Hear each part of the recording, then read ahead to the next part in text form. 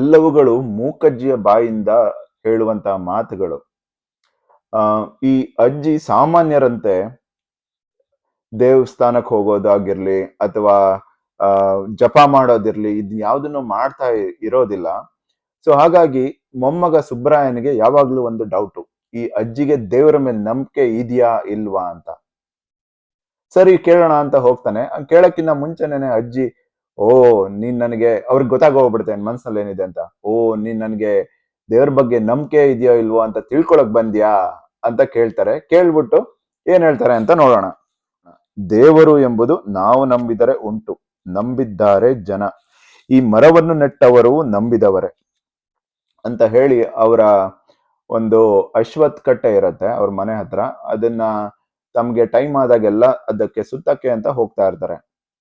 ಅದು ದೇವ್ರನಲ್ಲಿ ಬೇಡ್ಕೊಳಕ್ಕೆ ಅಂತ ಹೋಗಲ್ಲ, ನನ್ಗೆ ಸ್ವಲ್ಪ ನನ್ಗೆ ಮನಸ್ಸಿಗೆ ನೆಮ್ಮದಿ ಆಗ್ಬೇಕು ಅದಕ್ಕೋಸ್ಕರ ಇಲ್ಲಿ ಬರ್ತೀನಿ ಅನ್ನೋ ಅರ್ಥದಲ್ಲಿ ಹೇಳ್ತಾರೆ. ಮತ್ತೆ ಮುಂದೆ ಏನ್ ಹೇಳ್ತಾರೆ ನೋಡೋಣ. ಗುಡಿಯೂ ಶಾಶ್ವತವಲ್ಲ, ಅಲ್ಲಿನ ದೇವರು ಶಾಶ್ವತವಲ್ಲ. ಒಬ್ಬ ಶಾಶ್ವತವಾದ ದೇವರು ಇದ್ದಾನೆಂದರೂ ಅವನು ಎಂಥವನೆಂದು ನಮ್ಮ ಎಟುಕೆಗೆ ಸಿಕ್ಕಿದಿಲ್ಲ. ನಾವು ನಮ್ಮ ಬುದ್ಧಿಗೆ ಸಮನಾಗಿ 100,000 ಗಟ್ಟಲೆ ದೇವರನ್ನು ಮಾಡಿಕೊಂಡು ಇದೇ ನಿಜ ಅದೇ ನಿಜ ಎಂದು ಮರುಳು ಮಾತನಾಡಿದವರು. ಸಂಕಟ ಬಂದಾಗಲೆಲ್ಲ ಅಂತ ದೇವರ ಹತ್ತಿರ ಹೋಗಿ ಅದನ್ನು ಕೊಡು ಇದನ್ನು ಕೊಡು ಎಂದು ಬೇಡಿದವರು. ಬೇಡದೆ ಏನು ಮಾಡಿಯಾರು ನಮ್ಮ ಜನ?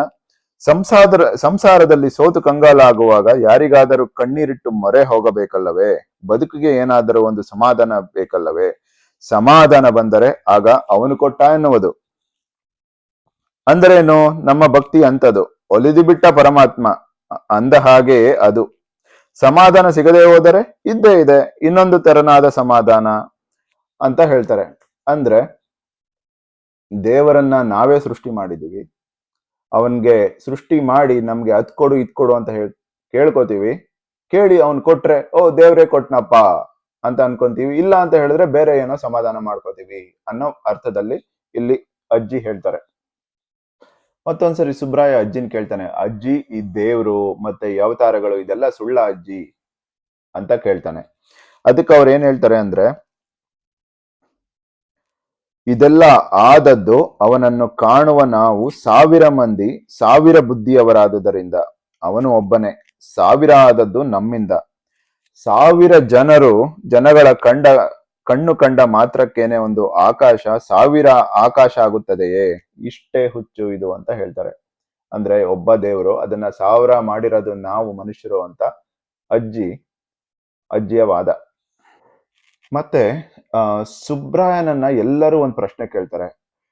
ಅಜ್ಜಿಗೆ ಆಲ್ರೆಡಿ ವಯಸ್ಸಾಗಿದೆ, ಅವ್ರು ಮಾತಾಡೋದು ಏನೋ ಒಂದು ಅರಳು ಮರಳು ತರ ಇರುತ್ತೆ, ಅರ್ಥನೇ ಇರಲ್ಲ, ಏನೇನೋ ಮಾತಾಡ್ತಾರೆ, ದೇವ್ರ ಬಗ್ಗೆ ಏನೇನೋ ಹೇಳ್ತಾರೆ, ನೀನ್ ಹೆಂಗೆ ಅವ್ರನ್ನ ನಂಬ್ತೀಯ ಅಂತ ಕೇಳಿದಾಗ ಸುಬ್ರಾಯ ಏನ್ ಹೇಳ್ತಾನೆ ಕೇಳಿ. ಅದನ್ನ ಒಂದು ಎಕ್ಸಾಂಪಲ್ ತಗೊಂಡು ಹೇಳ್ತಾರೆ. ಈಗ ಜ್ಯೋತಿಷ್ಯ ಭವಿಷ್ಯ ಎಲ್ಲ ಹೇಳ್ತಾರಲ್ಲ, ಅವರ ಒಂದು ಉದಾಹರಣೆ ತಗೊಂಡು ಏನ್ ಹೇಳ್ತಾರೆ ನಮ್ ಸುಬ್ರಾಯ ಅಂತ ನೋಡೋಣ. ಇಷ್ಟನ್ನು ಹೇಳುವಾಗ ಯಾರಿಗಾದರೂ ನನ್ನ ಮಂಕು ಬುದ್ಧಿಯ ವಿಚಾರದಲ್ಲಿ ಸಂಶಯ ಹುಟ್ಟಲೂಬಹುದು. ಅಜ್ಜಿಯ ಹುಚ್ಚು ಕನಸುಗಳನ್ನ ಈತ ನಂಬುತ್ತಾನಲ್ಲ ಎಂದು. ಕವಡೆ ಇರಿಸಿ ಫಲ ಹೇಳುವುದನ್ನು ಕೆಲವರು ನಂಬುತ್ತಾರೆ.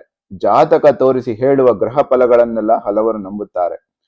ಸಾಮುದ್ರಿಕರಿಗೆ ಅಂಗೈ ತೋರಿಸಿ ಬೇಕಷ್ಟು ಅವಲಕ್ಷಣಗಳನ್ನು ಕೇಳಿ ಜೊಲ್ಲು ಸುರಿಸುತ್ತಾರೆ ಉಳಿದವರು. ಇನ್ನು ಕೆಲವರು ಸಂತೆಗೆ ತಂದ ಹಕ್ಕಿಗಳಿಂದ ಶಕುನ ಹೇಳಿಸಿ ಸಮಾಧಾನ ತಾಳುತ್ತಾರೆ. ಇಷ್ಟೆಲ್ಲಾ ಪ್ರಸಂಗಗಳಲ್ಲೂ ಹಿಂದೆ ಹೀಗಾಗಿತ್ತು ಮುಂದೆ ಹೀಗಾಗಿತ್ತು ಎಂದು ತಿಳಿಸುತ್ತಾರೆ. ಹಿಂದೆ ಆದುದರಲ್ಲಿ 50% ಸತ್ಯ ಕಾಣಿಸಿದರೆ ಮುಂದಿನ ಭವಿಷ್ಯ ಅದರ ದುಪ್ಪಟ್ಟು ಸತ್ಯ ಎಂಬುದಾಗಿ ತಿಳಿಯುತ್ತಾರೆ. ಹೇಳಿದ್ದೆಲ್ಲವನ್ನು ಬರೆದಿಟ್ಟುಕೊಂಡು 1 ವರ್ಷ 20 ವರ್ಷ ಕಾಲ ಕಾದು ನೋಡಿದರೆ ಅಂಥವರಿಗೆ ಬಹುಮಟ್ಟಿನ ವಿಷಯಗಳು ಹೇಳಿದಂತೆ ನಡೆಯಲಿಲ್ಲ ಎಂಬುದು ಮನವರಿಕೆ ಆಗಿತ್ತು ಅಂತ ಹೇಳ್ತಾರೆ. ಈಗ ಇವರೆಲ್ಲ ಈ ಭವಿಷ್ಯ ಹೇಳೋರು ಇಲ್ಲ ಗಿಣಿಶಾಸ್ತ್ರ ಹೇಳೋರು ಇವ್ರನ್ನೆಲ್ಲ ನಂಬ್ತೀರಾ? ನಾನು ನಮ್ಮ ಅಜ್ಜಿ ಹೇಳೋ ಮಾತನ್ನ ನಂಬಿದ್ರೆ ಸಮಸ್ಯೆ ಏನು ಅನ್ನೋ ವಾದ ಸುಬ್ರಾಯಂದು. ಮನುಷ್ಯನ ಅಸ್ತಿತ್ವದ ಬಗ್ಗೆ ಒಂದು ಮಾತು ಬರುತ್ತೆ. ಅದಕ್ಕೆ ಅಜ್ಜಿ ಏನ್ ಹೇಳ್ತಾರೆ ಅಂದ್ರೆ, ನನ್ನ ಲೆಕ್ಕಾಚಾರ ಇದು, ಹುಟ್ಟಿದ್ದೇನೆ, ನಾವು ಬದುಕಿದ್ದೇವೆ, ಯಾಕೆ ಅಂತ ನಮಗ್ ಗೊತ್ತಿಲ್ಲ, ಇರೋಷ್ಟು ದಿನ ನಮಗೂ ಹಿತವಾಗಿ 4 ಜನರಿಗೆ ಆಗುವ ಹಾಗೆ ಬಾಳುವುದಪ್ಪ ಅಂತಾರೆ. ಸರಿ, ನಾವು ಬದುಕಿದ್ದಾಗ ಒಂದಿಷ್ಟನ್ನಾದ್ರೂ ಮಾಡ್ಬೋದು ಅಂತಾರೆ. ಇಷ್ಟನ್ನು ಅಂದ್ರೆ ಏನು ಅಂತ ಕೇಳ್ತಾನೆ. ಅದಕ್ಕೆ ಹೇಳ್ತಾರೆ ಅಂದ್ರೆ, ಇನ್ನೊಬ್ಬರಿಗೆ ವಾಗದ ರೀತಿಯಲ್ಲಿ ಬದುಕುವುದಪ್ಪ. ಪರರಿಗೆ ಸುಖ ಕೊಡಲು ಬಾರದೆ ಹೋದರೆ ದುಃಖ ಕೊಡದೆ ಇರುವುದಪ್ಪ. ಅಷ್ಟೇ ಹೇಳೋದು ಅಜ್ಜಿ. ನಾವಿರೋಷ್ಟು ದಿನ ನಮ್ಗೆ ಎಷ್ಟಾಗುತ್ತೆ ಅಷ್ಟು ನಾವು ಬೇರೆಯವ್ರಿಗೂ ಹೆಲ್ಪ್ ಮಾಡಬೇಕು. ಅದೇ ನಮ್ಮ ಬಾಳಿನ ಒಂದು ಅರ್ಥ ಅನ್ನೋ ತರ ಒಂದು ಮಾತು ಹೇಳ್ತಾರೆ. ಇಷ್ಟೇ ಅಲ್ದಲೆ ಇನ್ನೂ ಹಲವಾರು ವಿಷಯಗಳ ಬಗ್ಗೆ ಚರ್ಚೆ ಆಗತ್ತೆ. ಬೇರೆ ಬೇರೆ ಧರ್ಮಗಳು ಹಿಂದಿನ ಕಾಲದಲ್ಲಿ ಸಾವಿರಾರು ವರ್ಷಗಳ ಹಿಂದೆ ತಮ್ಮ ಧರ್ಮ ಮೇಲೆ ಇನ್ನೊಂದು ಧರ್ಮ ಕೆಳಗಡೆ ಅನ್ನೋ ತರ ನೋಡಿ ಒಂದು ಧರ್ಮವನ್ನ ಮೇಲೆತ್ತಕ್ಕೆ ಒಂದು ಪ್ರಯತ್ನಗಳಾಗ್ತಾ ಇದ್ವು. ಅದ್ರ ಬಗ್ಗೆ ಮಾತಾಡ್ತಾರೆ. ಜಾತಿ ಬಗ್ಗೆ ಅವರ ಅನಿಸಿಕೆ ಅಂತ ಹೇಳ್ತಾರೆ. ನಾವು ಶಿವರಾತ್ರಿಯಲ್ಲಿ ಉಪವಾಸ ಮಾಡೋದ್ರ ಬಗ್ಗೆ ಒಂದು ಲಘುವಾದ ಒಂದು ಟೀಕೆಯನ್ನ ಕೂಡ ಮಾಡ್ತಾರೆ. ಅದೇನು ಅಂತ ನೋಡಿದ್ರೆ, ಇದು ಸುಬ್ರಾಯನ ಬಾಯಲ್ಲಿ ಬರುವಂತ ಮಾತು, ಶಿವರಾತ್ರಿ ಬಂದಾಗ ಬಂತೊಂದು ಹಬ್ಬ, ಬೇಸರ ಕಳೆಯುವುದಕ್ಕೆ ಶಿವರಾತ್ರಿ ಆದರೂ ಬಂದು ಬಿಟ್ಟಿತು ಎಂಬ ಎಚ್ಚರವಾಯಿತು. ಶಿವರಾತ್ರಿಯ ದಿವಸ ನಮ್ಮೆಲ್ಲರಿಗೂ ಉಪವಾಸವೆಂದು ಲೆಕ್ಕ. ಅಂದರೇನು? ಅವಲಕ್ಕಿ, ಉಪ್ಪಿಟ್ಟು, ಉಪಹಾರಗಳನ್ನು 2 ಹೊತ್ತು ಅನ್ನದ ಬದಲಿಗೆ ತಿನ್ನಬೇಕು ಅಂತ ಹೇಳ್ತಾರೆ. ಸೊ ಅಂದ್ರೆ ನಾವು ಉಪವಾಸ ಅಂತ ಹೇಳ್ತೀವಿ, ಬೇರೆದನ್ನ ತಿನ್ಬೋದು, ಕೆಲವೊಂದನ್ನ ತಿನ್ನಂಗಿಲ್ಲ ಅಂತ ಹೇಳ್ತೀವಿ. ಅದನ್ನ ಈ ಸುಬ್ರಾಯನಿಗೆ ಇಷ್ಟ ಆಗಲ್ಲ, ಅದನ್ನ ಪ್ರಶ್ನೆ ಮಾಡ್ತಾನೆ. ದೇವಸ್ಥಾನಕ್ಕೆ ಹೋಗೋದ್ರ ಬಗ್ಗೆ ಹೇಳ್ತಾರೆ. ಮತ್ತೆ ಕೊಲ್ಲೂರು ಮೂಕಾಂಬಿಕೆಯ ಬಗ್ಗೆ ಕೆಲವೊಂದು ಅನಿಸಿಕೆಗಳನ್ನ ತಿಳಿಸಿದ್ದಾರೆ. ಅದಕ್ಕೆ ಆ ಹೆಸರು ಹೇಗ್ ಬಂತು ಅನ್ನೋದನ್ನ ಕೂಡ ಸ್ವಲ್ಪ ವಿವರಿಸಿದ್ದಾರೆ. ಅದು ನಿಜ ಇರ್ಬೋದು, ಸುಳ್ಳಾದ್ರೂ ಇರ್ಬೋದು, ಅದು ಗೊತ್ತಿಲ್ಲದೆ ಇರೋ ವಿಷಯ. ಹೋಮ ಹವನಗಳ ಬಗ್ಗೆ ವಿವರಿಸ್ತಾರೆ. ವೈಕುಂಠ, ಕೈಲಾಸದ ಬಗ್ಗೆ ಚರ್ಚೆ ಮಾಡ್ತಾರೆ. ಹೀಗೆ ಹಲವಾರು ಆಳವಾದ ವಿಚಾರಗಳನ್ನ ಪ್ರಶ್ನಿಸಿ ಚರ್ಚಿಸುವಂತ ಪ್ರಯತ್ನವನ್ನ ಮತ್ತು ತಮ್ಮದೇ ರೀತಿಯಲ್ಲಿ ಒಂದು ಉತ್ತರವನ್ನು ಕೊಡುವಂತಹ ಪ್ರಯತ್ನವನ್ನ ಲೇಖಕರು ಈ ಪುಸ್ತಕದಲ್ಲಿ ಮಾಡಿದ್ದಾರೆ.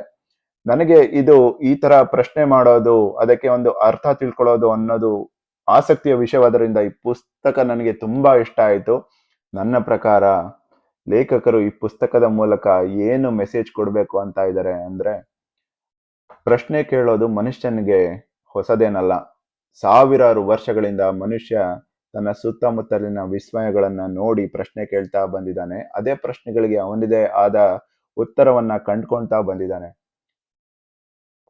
ಕೆಲವರು ಅದನ್ನ ನಮಗೆ ಬೇರೆಯವರು ತಿಳಿಸಿದ್ದನ್ನ ಬ್ಲೈಂಡ್ ಆಗಿ ನಂಬ್ತಾರೆ, ಕೆಲವರು ವಿಚಾರ ಮಾಡ್ತಾರೆ. ನೀನು ವಿಚಾರ ಮಾಡೋ ಅಂತ ಒಂದು ಬುದ್ಧಿಯನ್ನ ಕಲ್ತ್ಕೋ ಅಂತ ಒಂದು ಸಣ್ಣದಾಗಿ ಹೇಳೋ ಪ್ರಯತ್ನ ಮಾಡಿದ್ದಾರೆ ಅಂತ ನಾನು ಅನ್ಕೊಂಡಿದ್ದೀನಿ. ಈ ಪುಸ್ತಕದ ಮತ್ತೊಂದು ವಿಶೇಷತೆ ಏನಂತ ಹೇಳಿದ್ರೆ, ಇಡೀ ಪುಸ್ತಕದಲ್ಲಿ ಎಷ್ಟೇ ಆಳವಾದ ಚರ್ಚೆಗಳಾಗಿದ್ರು ಎಲ್ಲೂ ಕೂಡ ಓದುಗನಿಗೆ ಬೇಜಾರಾಗ್ದಲೇ ಇರೋ ತರ ತಿಳಿ ಹಾಸ್ಯದೊಂದಿಗೆ ಓದಿಸ್ಕೊಂತಾ ಹೋಗಿದ್ದಾರೆ. ಲೇಖಕರು ತಮ್ಮ ಚಾಣಾಕ್ಷತೆಯನ್ನ ತಮ್ಮ ಬರಹದಲ್ಲಿ ಇಡೀ ಪುಸ್ತಕದಲ್ಲೇ ತೋರಿಸಿದ್ದಾರೆ ಅಂತ ಹೇಳ್ಬೋದು. ನನಗೆ ಈ ಪುಸ್ತಕ ತುಂಬಾ ಇಷ್ಟ ಆಯ್ತು. ನಿಮ್ಮೆಲ್ಲರಿಗೂ ಇಷ್ಟ ಆದ್ರೆ ನಿಮ್ಗೆ ಏನನ್ನಿಸ್ತು ಈ ವಿಮರ್ಶೆ ಅಂತ ಈ ಕೆಳಗಡೆ ಕಮೆಂಟ್ ಮಾಡಿ ತಿಳಿಸಿ. ಧನ್ಯವಾದಗಳು.